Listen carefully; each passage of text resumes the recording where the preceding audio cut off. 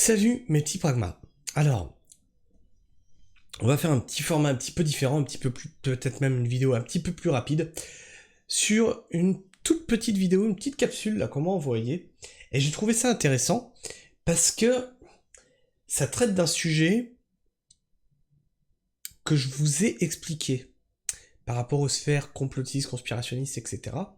Et comment, même par rapport à l'État, comment on vous dirige par l'émotionnel. C'est pas compliqué de vous diriger, soit on vous fait peur, soit on vous met en joie, soit on vous fait aimer quelque chose. Donc c'est peur, joie, amour, il y en a un autre que j'oublie. Bref, on joue avec vos émotions, puisque lorsque tu es sous le coup de l'émotion, tu n'es plus dans la réflexion, mais dans la réaction. Et donc on va écouter le professeur Perron. Hop hop hop. Tiens, ça lag. Allez, s'il te plaît, j'aimerais pouvoir faire lecture. Hop là, pardon, j'ai oublié de vous mettre le son. Marcher comme il voulait. Alors après, il y a le réchauffement climatique. Après, il y a tout ce qu'on veut. Il y a la guerre en Ukraine, tout ça. Ils essayent à chaque fois de nous faire peur pour nous manipuler et que tous les petits Français deviennent des petits pions gentils pour obéir au gouvernement en sortant plein de lois maintenant sur la suppression des libertés. Bon, le fameux article 4 pour dire qu'un médecin n'a plus le droit. C'est vrai qu'on peut pas le nier que depuis la fameuse pandémie, tout s'enchaîne de façon à vous faire voir l'avenir très sombre. Et puis Sandrine Rousseau se réjouit que puisque vous voyez l'avenir très sombre, et vous ne faites plus de bébés. Et c'est très bien comme ça que la natalité s'effondre. Elle est heureuse. De prescrire selon ses convictions. On est en train de diaboliser les médecines naturelles qui existent depuis des millénaires, qui sont quelquefois très efficaces. Je ne dis pas qu'il n'y a pas des charlatans dans le domaine, mais globalement, ça quand même, c'est des choses superbes. Et maintenant, nouveau projet de loi on pourra nous dénoncer en famille ou sur WhatsApp si on tient des propos qui déplaisent au gouvernement. Et Alors là, ça c'est un truc aussi qui est un truc de fou. C'est-à-dire que dans ta propre famille maintenant, on va se surveiller tous entre nous et pouvoir se dénoncer tous entre nous. Ils ont tout fait pour faire exploser le modèle familial, la cellule familiale traditionnelle. Maintenant qu'ils sont parvenus à leur fin, ils font en sorte que tu dénonces plus ton voisin, mais tu dénonces ton frère, ta sœur, ton père, ta mère, ton fils, ta fille, ton cousin. Qu'il n'y ait plus aucune espèce de cohésion sociale, plus aucune espèce de solidarité entre nous. Un peuple désuni et un peuple dans la peur se manipulent d'une facilité déconcertante. Un peuple uni, j'ai cité Kenny Arcana, un peuple uni ne sera jamais vaincu.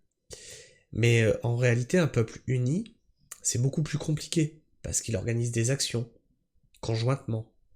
On a vu, hein, les agriculteurs sont très soudés entre eux. Vous voyez, c'est cet esprit de corps, cet esprit de communauté qu'ils n'en veulent pas.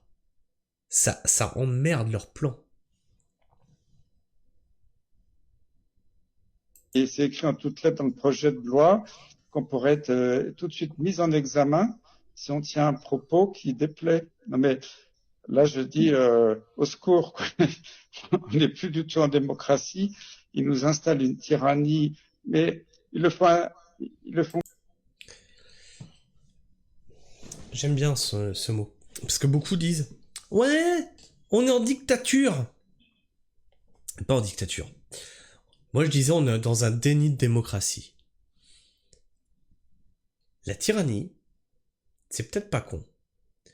On est dans une tyrannie. À voir.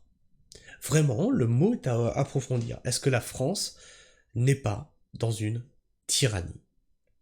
On a un petit tyran en haut pouvoir, qui fait ses petits caprices et qui nous les impose. Et si tu es pas content, eh ben il sera bien heureux d'emmerder les Français. Hein, rappelez-vous, il l'avait dit ça. Pas. Vous savez, il y a la fameuse histoire de la grenouille qu'on plonge dans l'eau tiède. Au début, elle est contente, elle a chaud. Puis on monte la température petit à petit, puis elle crève, elle a même plus la force de s'échapper de la casserole. Alors que si on la mettait d'emblée dans l'eau bouillante, bon.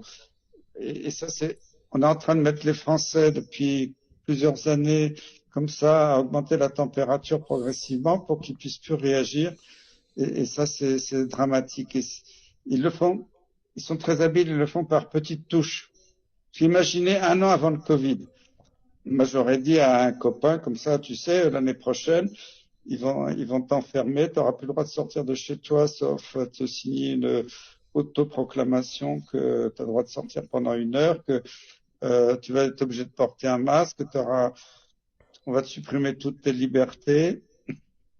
Bon, mes copains m'auraient dit, mais attends, tu délires, Christian, tu es totalement complotiste. Et ça, c'est vrai. Tu aurais dit, 1 an avant le Covid, que on allait t'enfermer chez toi. On allait t'imposer de rester chez toi. Tu aurais dit, mais non, mais n'importe quoi. Et tu aurais dit, mais si, on va t'imposer de rester chez toi, et en plus, si jamais tu reçois des gens chez toi, on t'enverra la police. Tu aurais dit, non, mais, ça va pas là-haut. Et en plus, tes voisins te dénonceront peut-être parce que tu as des gens chez toi. T'aurais dit, mais non, mais jamais de la vie. Pas. On est en France, quoi. On n'est pas. La délation est très vite revenue avec le Covid, étrangement. La délation est très vite revenue. Ouais, moi je reçois personne chez moi, mais oui, donc je vais le dénoncer. Imaginez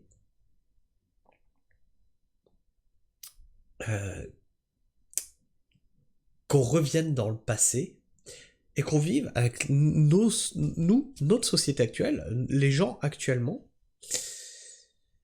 les heures les plus sombres de notre histoire.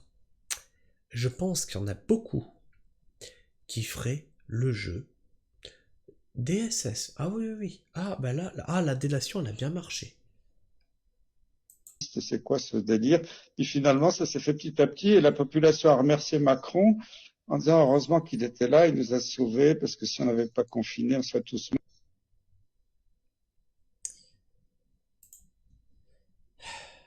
Et oui, et ce qu'il dit, c'est pas faux parce que je l'ai carrément entendu dans ma famille.